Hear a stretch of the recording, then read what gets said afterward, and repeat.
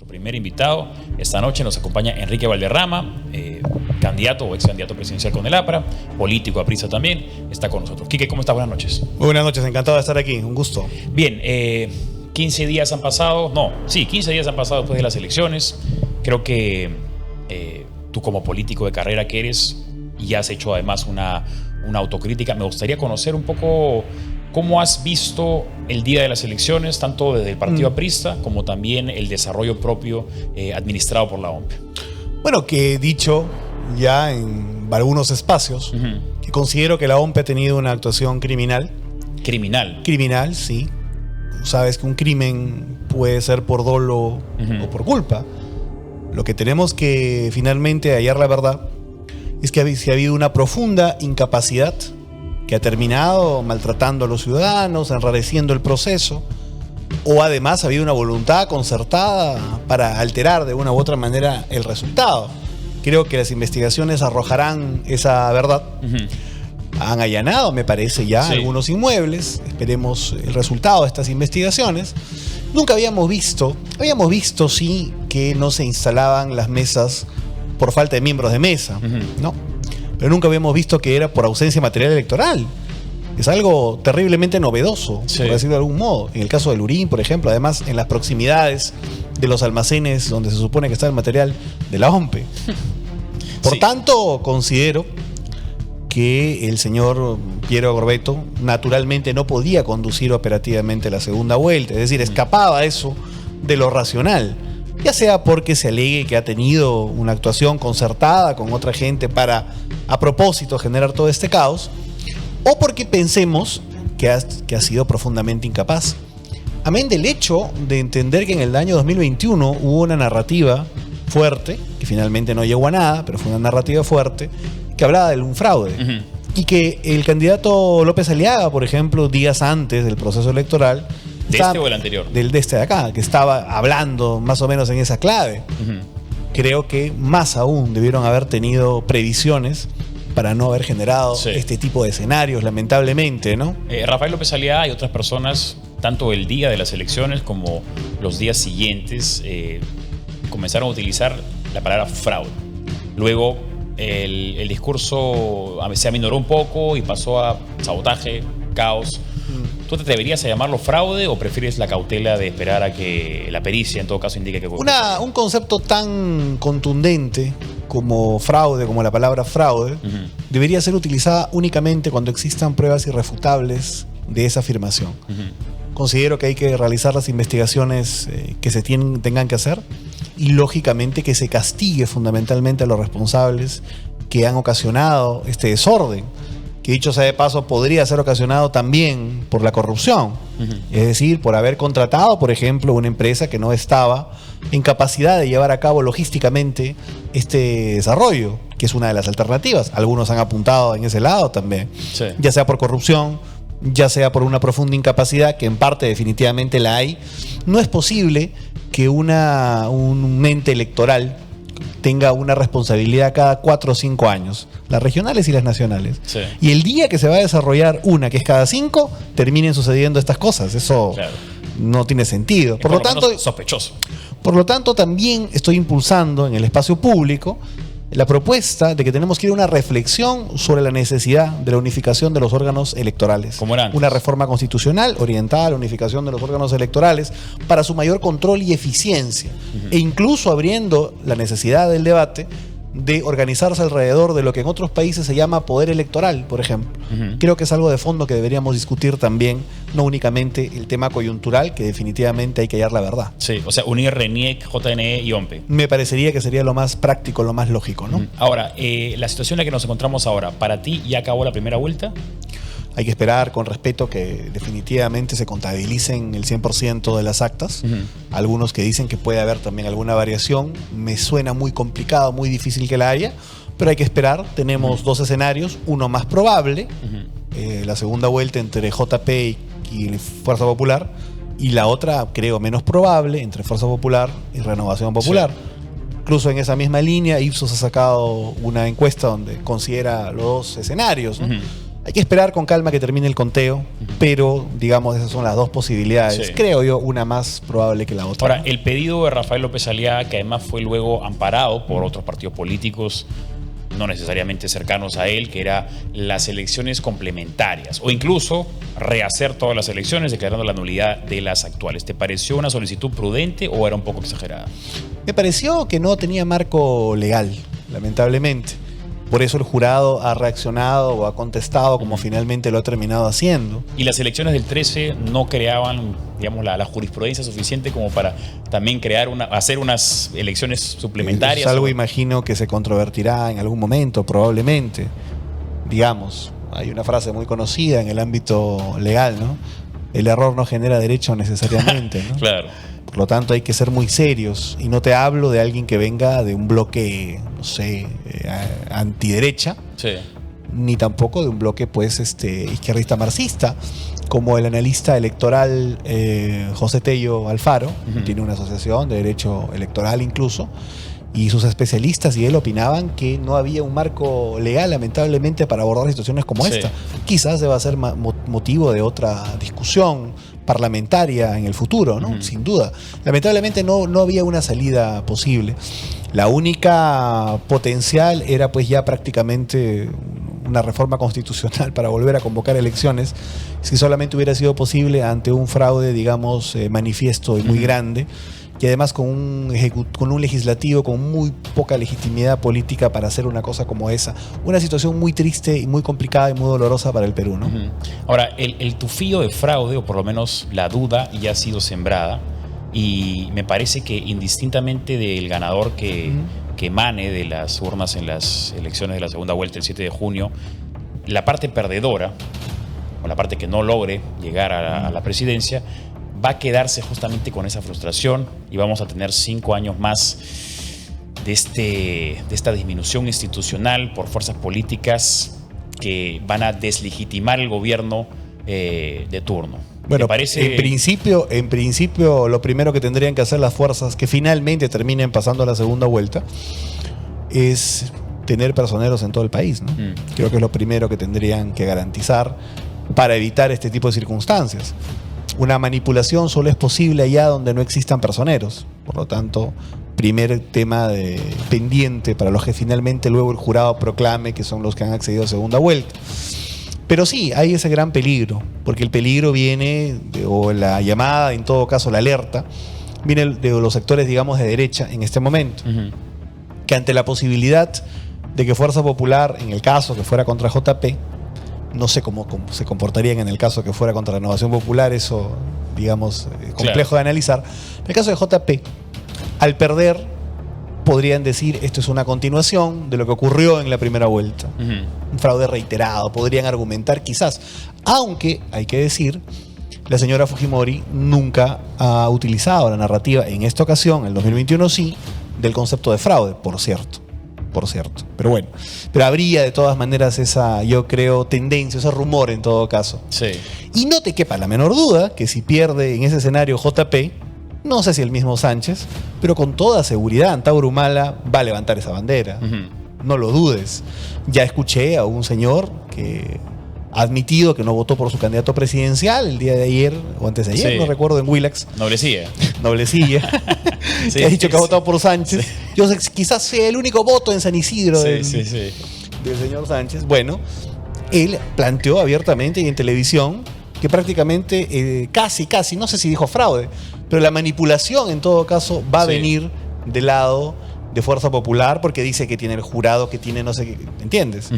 Por lo tanto, va a haber sectores de la izquierda marxista que ante una derrota, si es que termina consolidándose el escenario de Sánchez, van a decir fraude. Y ante una derrota del otro lado, algunos sectores de extrema derecha, seguramente, o de derecha, van a decir también que hubo fraude. En conclusión, la actuación, repito de nuevo, de la OMPE es doblemente criminal, o por dolo o por culpa, pero además políticamente también genera un daño tremendo porque siembra una duda muy grande en la ciudadanía neutral, más allá de ideologías. Por eso yo sí pienso que el planteamiento, por ejemplo, entre otros candidatos, de una auditoría técnica al corazón del sistema de conteo del señor Nieto, que creo que lo dijo ayer en RPP o antes de ayer, no me parece una mala idea. Si se pudiera hacer una auditoría internacional técnica al sistema mismo de conteo, empezaría a poder generar algo de tranquilidad o alguna idea similar que implique una revisión externa, que la gente pueda decir, bueno, acá ha habido de todas maneras una mínima previsión para lo que viene. Ojalá que se pudiera hacer, veremos la permeabilidad de las autoridades electorales. Me parece que, de acuerdo al punto de vista técnico, eso se podría hacer en 7 o 10 días, ¿no? Bueno, bien. Ahora, en el caso puntual de Keiko Fujimori con Roberto Sánchez, que como tú bien has señalado, probablemente, si es que no hay algún suceso disímil al que uno podría esperar, sean quienes participen en la segunda vuelta electoral. El día de ayer, si mal no recuerdo, o antes de ayer, hubo una encuesta en Ipsos que ponía a los dos en igual de condiciones, lo cual es un milagro para Keiko Fujimori, quien siempre ha arrancado las segundas vueltas viniendo desde abajo y ha tenido que ir recuperándose y no así logrando incluso la victoria. Pero ¿cómo ves tú, desde tu capacidad de más de analista político, digamos, que de militante aprista, cómo ves tú a los dos llegar a esta segunda vuelta? Muy complejo el escenario. En efecto, no es lo mismo que el de 2021, pero por razones distintas creo que va a terminar en una circunstancia parecida en el resultado. No en las posiciones muy necesariamente, sino muy acotado. Primero, es diferente porque en el 2021 el profesor Castillo, y que terminó siendo un golpista, pasa a la segunda vuelta con 19%. Keiko Fujimori pasó con 12, 13, algo así. Y esta vez, Sánchez, que reivindica el sombrero de una manera media falseta, creo yo, ahorita vamos a profundizar eso, pasa con 12. Y más bien Keiko pasa con 17. Primero parten de posiciones distintas. En segundo lugar, la campaña en el interior del país ha arrojado una primera minoría del fujimorismo en más regiones que la vez pasada. Por ese lado, digamos, se nota además el equilibrio relativo en el Senado, ¿no? 30 hacia la derecha, 30 hacia la relativa izquierda. Muy bien. Pero del otro lado también tienes dos escenarios. En efecto, la fuerza y la debilidad de Sánchez creo que se basa prácticamente en lo mismo. Va a depender de cómo esto se maneje y se presente. La fuerza pasa por su reivindicación de Castillo. El indulto. Exactamente. Pero a la vez su fortaleza puede ser que él no es Castillo. Su debilidad, dice, perdón. Su fortaleza puede pasar porque reivindica a Castillo. Digo, de una u otra manera, mínima, ¿no? Pero a la vez, de una u otra manera, eso que lo puede aislar, si volteas la percepción al hecho de que él no es la persona de Pedro Castillo, sino es otra persona, y que además tiene algunas cuestiones que aparentemente van en contra de esa narrativa. El tema penal del golpe de Estado, por ejemplo, creo que no lo reivindicó, él se libró de ese esquema, nunca lo ha reivindicado. La votación por la vacancia de Castillo, el cómo votó, por cierto. Por lo tanto, a los sectores que están en la determinación de votar contra Keiko Fujimori, me parece que humanizarlo podría ser una labor un poco más sencilla que la que representó esa misma tarea con el señor Pedro Castillo, donde no hubo más o menos una hoja de ruta. No la hubo sí una alianza de parte de Verónica Mendoza, recordarás, pero no hubo toda una articulación grande alrededor del señor Castillo. En el caso de Sánchez, yo veo que hay un bloque que se está formando, donde está Mesías Guevara, donde está Atencio, donde está Marisol Perestello, Jorge Nieto, donde está López Chau. Sí, López Chau también. Que me parece que claramente van a construir, sobre todo, yo lo dirigiría a Atencio fuera, porque creo que él iría sin condiciones a suscribir el programa, el que fuese, de Antauro incluso, ¿no? Pero estos otros van a intentar jugar un rol más sociedad civil, etcétera, de una hoja de ruta mínima democrática en todo caso, o entre comillas democrática. Y creo que la labor en el caso de Sánchez para ellos va a ser un poco más sencilla que la que fue en el pasado para el señor Castillo. Es decir, hoy día Keiko Fujimori llega con mejor contexto para la segunda vuelta, pero al frente tiene a alguien que tiene menos votación que Castillo en principio, que lo reivindica en parte, pero que también por su propio perfil tendría, digamos, mayor facilidad para mostrarse con un tanto de moderación, si es que lo trabajan de esa forma. Ahora, por lo tanto, eso termina generando una situación, yo creo, muy complicada. Va a ser voto a voto y por eso era importante que Piero Corvetto no dirija la segunda vuelta, pues no daría ninguna confianza. Keiko Fujimori, de manera cuantitativa lo has descrito muy bien, ¿no? De dónde parte, hacia dónde puede ir. Pero de manera cualitativa, ¿cómo has visto la campaña de Fuerza Popular? A ella misma en los debates. Ella ha tenido tal vez la suerte de no estar en el primer lugar mucho tiempo, dejarle a Rafael López Aliaga el primer lugar, que como tú bien sabes es el que más palos sufre. Sí. Pero en el caso, y quiero decirte, en el caso del señor exalcalde de Lima hay un tema muy importante que hay que señalar. El principal saboteador de su potencial, no quiero decir que es un tema definitivo, no pase a segunda vuelta, es el mismo. ¿Tú crees que él ha sido su propio... Porque antes de la campaña, durante, después? Durante la campaña, sobre todo en la última etapa. Te voy a señalar concretamente yo, desde mi punto de vista, no solo de actor de la política, sino de lector de la política en todo caso, donde creo que viene el quiebre. Yo activamente, ya era candidato presidencial, me parece. Sí, ya era candidato presidencial. Activamente viniendo como una fuerza, digamos, emergente, relativamente joven, que quería renovar la política, etcétera. Plantea además una cuestión principista respecto a la vacancia del señor Gerín. Porque además me parecía que era una persona joven que de una u otra manera dejaba mal a las nuevas generaciones y que tenía necesariamente que ser, creo yo, vacado. Okay. Planteé esa posibilidad, pero estaba dentro de mi horizonte y la perspectiva creo que fue coherente. Más allá del análisis de la coherencia o de la moralidad, me parece que en el caso de Rafael López Aliaga respecto al tema de Gerín hubo una lectura absolutamente equivocada de las circunstancias. Él no entendió que su elector privilegiaba muchísimo la estabilidad y él avanzó sobre la vacancia de Gerín de una manera muy insistente y creo que en ese momento Fuerza Popular aprovechó ese profundo error. Ahí es el punto de quiebre hacia abajo y muchos que estoy seguro iban a votar por López Aliaga terminaron votando por Keiko Fujimori. ¿Tú crees que luego de la vacancia de Gerí y la asunción de Balcázar? El votante de Keiko y el votante parte del votante de López Aliaga me parece que migró a Keiko Fujimori luego de la vacancia. Bien, y volviendo un poco a Keiko Fujimori, si la comparamos, digamos, con las elecciones, con las tres anteriores, la primera que ella postuló tenía tal vez nuestra edad, un poco menor incluso. Por ahí, claro. Ahora ya es una señora, ¿no? Tiene ya 50 años de edad. No es una cifra menor, ya obviamente es más experimentada y se le ha visto, a mi parecer, un poco más experimentada. ¿Cómo la has visto tú a ella y cómo ves el discurso de Fuerza Popular? Que dicen, recobremos el orden, ¿no? Habla de caos y ellos son la solución de orden. Bueno, mira, desde el punto de vista de desplazamiento, etcétera, la mejor campaña de ellos es la del 2016, la primera vuelta. 39%, puntos, 40%. Naturalmente una segunda vuelta ahí desastrosa, ¿no?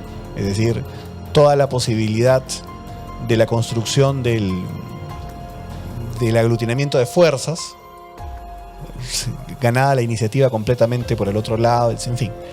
En el año 2021 recuerda que el pase es con 13% aproximadamente, ¿no? En un escenario de relativa dispersión. Yo creo que es una campaña un tanto similar, quizás más ordenada. No veo que ella haya tenido una participación descollante desde el punto de vista de la vocería, del planteamiento, de las ideas. Se encerró en una sola idea, fue sobre eso y fue una campaña ordenada. En medio de la dispersión, lógicamente, avanzó y en los errores de López Aliaga terminó consolidando la primera posición, ¿no?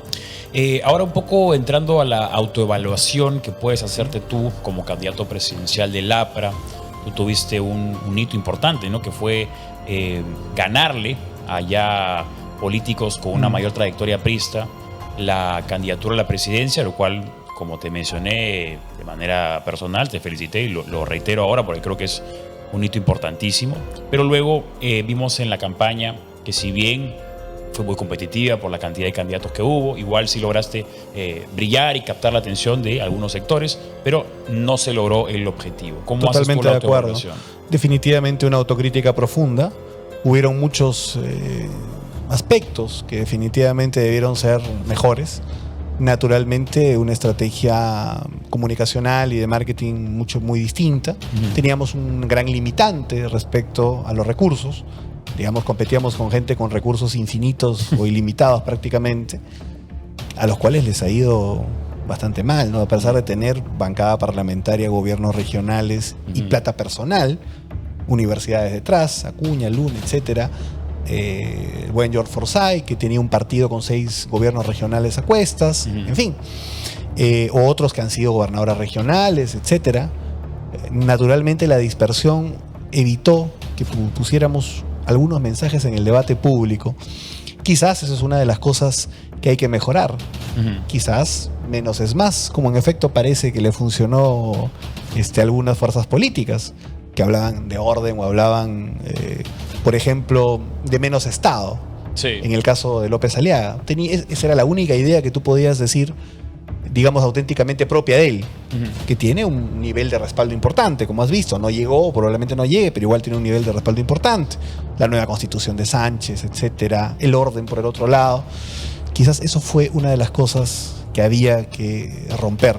La otra, naturalmente, era el no conocimiento personal del candidato. Creo que eso fue una limitante que hay que reconocer también, y que no hubo mucho tiempo para romper esos cercos. Creo que eso cambió de una u otra manera a partir del segundo debate, o de los 2 debates en todo caso, pero ya faltaban 10 días para el término de las elecciones. Sí. Mucha gente ya había tomado determinaciones y por lo tanto no se obtuvieron los resultados esperados. Sí, queda un partido que siento que está movilizado y que tiene que emprender una tarea de reconstrucción, de relanzamiento, de reescripción y de fijar algunas ideas en la cabeza de la gente. Uno puede estar a favor o en contra de ambos, de los cuales potencialmente han pasado a segunda vuelta, pero no hay que negarles que en los temas incluso desglosados representan algo. Para ponerte un ejemplo nada más, desde el punto de vista agrario, es lógico que la señora Keiko Fujimori, además lo ves bastante gráficamente en Ica, represente el sector agroexportador en el país. Y es claro que el señor Sánchez, desde ese mismo punto de vista, represente, creo yo, la falsa promesa de la segunda reforma agraria de Castillo, que al final termina sin poder comprar urea cuando es gobierno. Sí. Pero representa algo. Y la gente de esos sectores, de ambos, creo que les cree relativamente y apuesta por ellos de una u otra medida.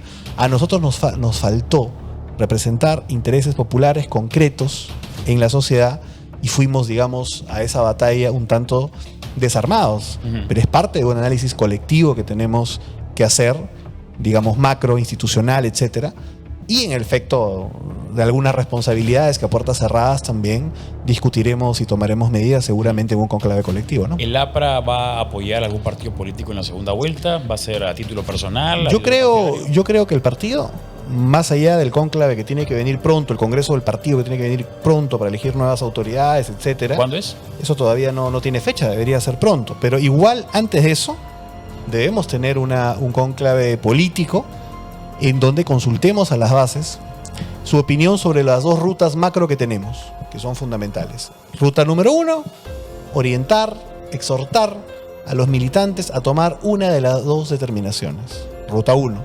Ruta 2, plantear una hoja de ruta mínima democrática y social y dejar en libertad a los militantes para que ellos, digamos, no tengan ningún tipo de exhortación de parte del partido. Pero sí que hay una hoja de ruta mínima que decimos, defenderemos esto, sea quien sea el que triunfe en la segunda vuelta, el que sea el nuevo presidente.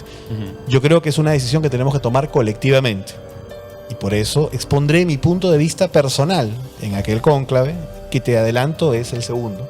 Creo que hay que dejar en libertad a los militantes construyendo una hoja de ruta mínima democrática y social, ¿no? Ahora, ¿qué viene para ti?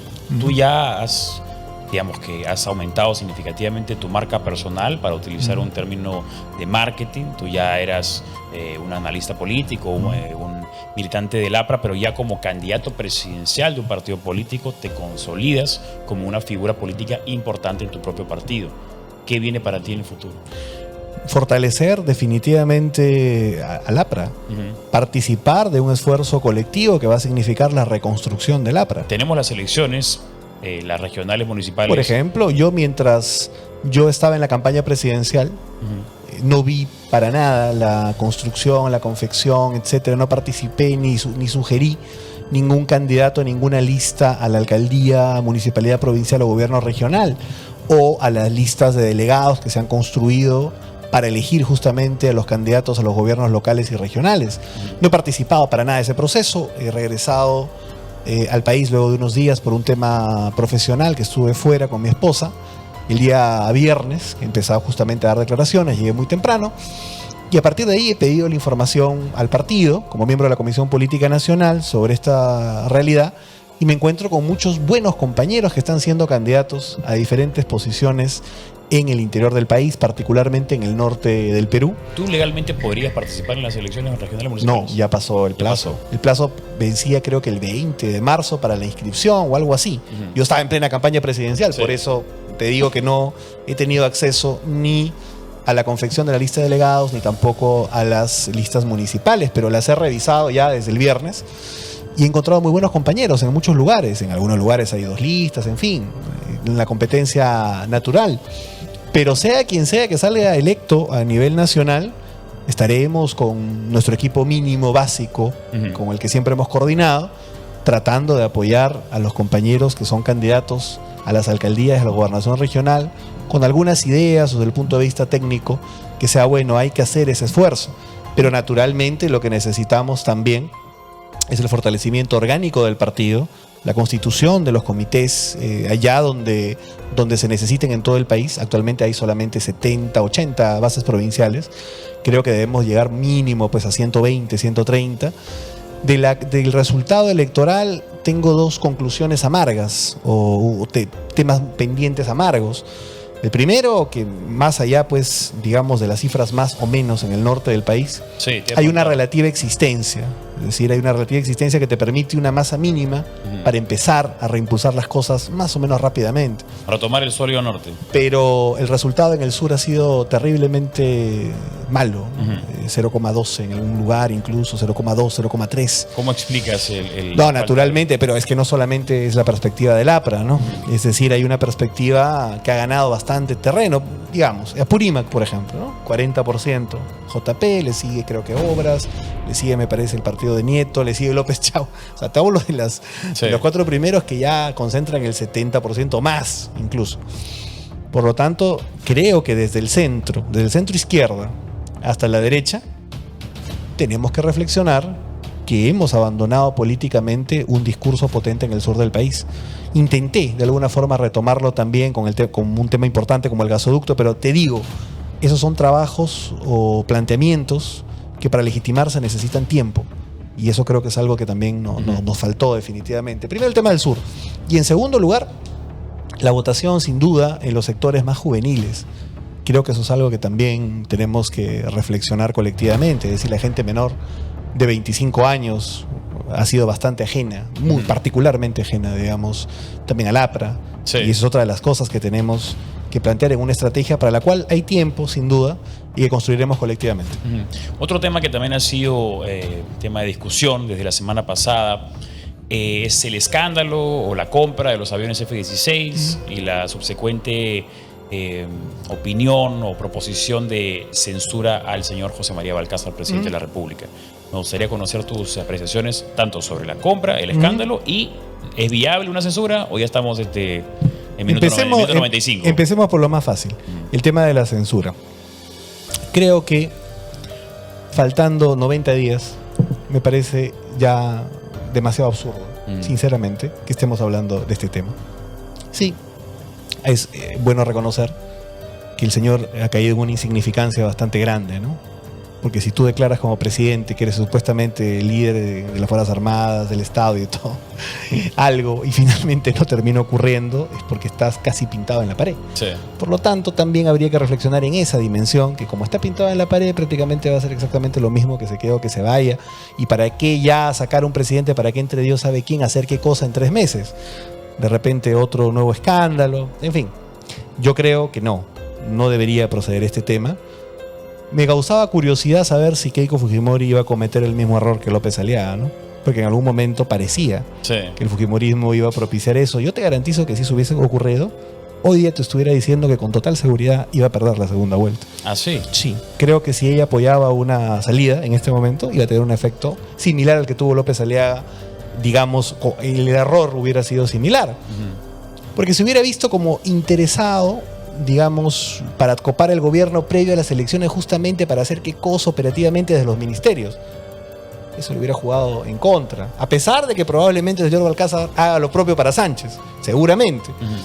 Pero, digamos, aún así entre ellos la tienen difícil. Bueno, primero eso. No creo que sea bueno, recomendable, una censura al señor Balcázar, que digo, es alguien intrascendente para todo efecto práctico. Respecto al tema de los aviones, hay que establecer algunos criterios. ¿El Perú está en un estado de relativa indefección? Sí, creo que es bastante claro. Nadie puede negar eso. ¿Necesitamos de una u otra manera hacer algo respecto a eso? Sí. ¿Hacer una compra desde el punto de vista de la defensa? Sí. ¿La compra concretamente de estos aviones es la mejor respuesta técnica? Esa es otra cosa. Otra cosa. Yo diría aquí que hay un criterio más geopolítico que técnico. Probablemente puede ser válido o no. Pero si hablamos desde el punto de vista técnico, tú sabes que aviones rusos que están participando, digamos, prácticamente en la guerra actual, que son incluso superiores a los que se nos han vendido, han sido derribados no por otros aviones, sino por drones. Por lo tanto, quizás hubiera sido mejor plantear una compra, digamos, potente con ese dinero, que no es poco, de, digamos, drones de última generación antiaéreos, digamos. Tú bien has dicho la palabra geopolítica. Claro, ha sido una compra. No solo hemos comprado aviones, hemos comprado una relación, o hemos invertido en una relación. Podría entenderse de esa manera, entre ¿no? Estados Unidos y el Perú.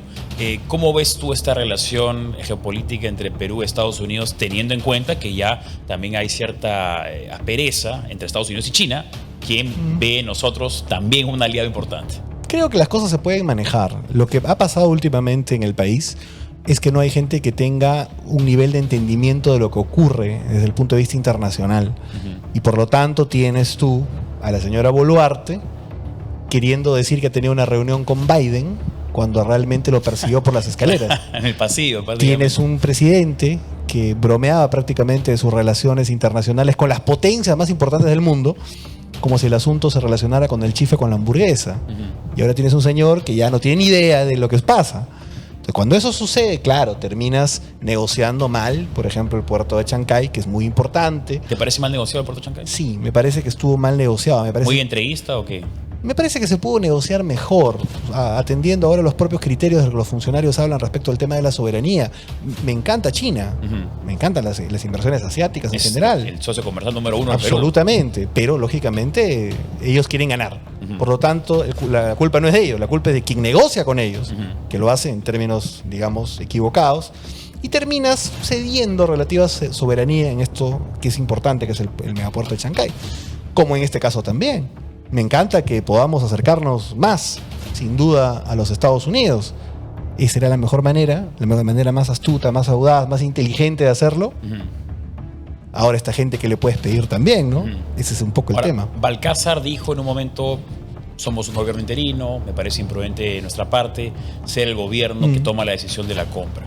¿Te pareció una opinión sensata o realmente...?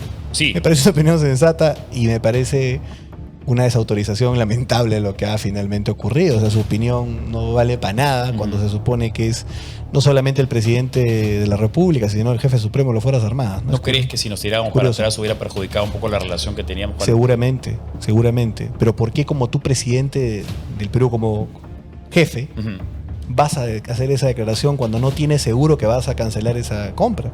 Eso es una imprudencia en todo caso, ¿no?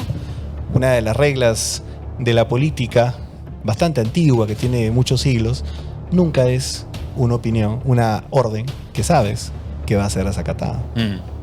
Yendo un poco también a la composición de las cámaras, diputados y senadores, volvemos a la bicameralidad, un funcionamiento que seguramente va a traer una curva de aprendizaje, sobre todo para aquellos ajenos a la política, aquellos que no han tenido una participación parlamentaria en las últimas elecciones. ¿Cómo ves tú la dificultad, en todo caso, de cualquiera que sea la fuerza política que gane las elecciones presidenciales de poder establecer una ruta de guía teniendo en cuenta la composición de ambas cámaras? Es una cosa muy interesante, porque vamos a estar atrapados en una narrativa muy compleja por 5 años. ¿A qué me refiero? La narrativa que habla de que nada debe cambiar, que todo está muy bien, statu quo, prácticamente cogobierno en los últimos años, que es Fuerza Popular, que ha cogobernado con la señora Boluarte, el gobierno del señor Gerí, más aún el de Balcázar, es un gobierno parlamentario, más que de Perú Libre. El último ministro de Defensa, lo que se dice el ministro de Relaciones Internacionales, ya, bueno, todo el mundo lo sabe. Y del otro lado, más bien una perspectiva que dice que no, que hay que quemarlo todo para rehacerlo todo. Ambas perspectivas exageradas se contraponen de las totalmente. cosas. ¿Y qué pasa? Cuando una gane, no va a poder, digamos, concretar de una u otra manera su planteamiento, sobre todo aquella que habla de una constituyente, por ejemplo. ¿Por qué? Porque hay 30 que van a estar hacia la derecha en el Senado y hay 30 que van a estar hacia la izquierda, más o menos, en el Senado. Por lo tanto, va a ser un empate bastante decadente. Y vamos a vivir 5 años, si pierde el señor Sánchez, presionando estos 20, o 15, o 18, 30, no sé si lo acompañan los de Nieto, los de Obras, presionando por una constituyente que nunca se va a dar. Incluso si están en el poder. O sea, lo que intenten asaltar el Parlamento con un golpe de Estado, que la verdad, no le creo mucho el sombrero de Sánchez, lo veo un poco falsete, ¿eh? No lo veo realmente auténtico, ¿no? Por eso va a ser bastante difícil y complicado. Sí. Y del otro lado, ella tampoco va a poder ser vacada. Ahora, hay dos partidos políticos que están un poco en cuestionamiento porque tal vez es un poco difícil vaticinar cuál va a ser su norte. Uno es Obras y el otro es el Partido del Buen Gobierno, que tienen a personas tal vez variopintas dentro de su propia ideología. No tienen un norte tan marcado como puede ser Juntos por el Perú o ahora Nación de López Chao. ¿Cómo ves tú a estos partidos políticos, Obras y Buen Gobierno? Bueno, creo que hay una declaración muy, no digo extraña, pero que marca un poquito lo que va a ser el Partido de Buen Gobierno. Ayer con RPP dijo que ellos no creen en una política de bloques. Entonces van a entrar o van a pensar, en primer momento, tratar de construir un centro a partir de su posición, lo cual, en este contexto particular, con un líder que no identifico como un líder tan fuerte como Nieto, no creo que lo logre. Muy probablemente va a haber un relativo desbande, me parece, de parte de este partido. Imagino que hacia la izquierda. ¿Y en el caso de Obras? En el caso de Obras hay que analizar, yo creo que es impredecible. Impredecible. Aún más cuando el señor ha dicho que se retira de la política. Claro. Bien, Enrique Valderrama estuvo con nosotros, Quique, siempre parece conversar contigo. Encantado de haber estado acá. Militante aprista, candidato o ex candidato presidencial con el APRA. Espero verte pronto porque siempre es un placer conversar contigo, Quique.